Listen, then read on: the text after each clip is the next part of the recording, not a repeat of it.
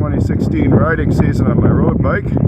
We're using the orange CCM, and yeah, sorry for the quick view changes. That's an eagle up there, if you can see it, and just over here a few seconds ago was another eagle, and that's probably another one over there.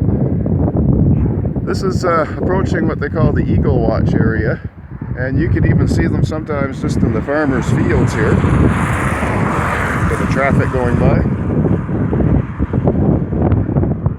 One more car.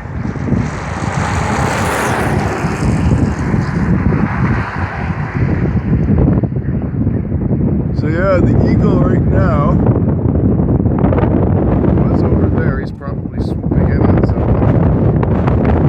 Anyway, this is the area that I'm riding through right now. It's in the Annapolis Valley. Beautiful bucolic country.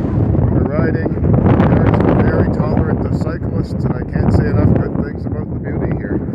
So that's all for now, and we'll try and get some more video later on.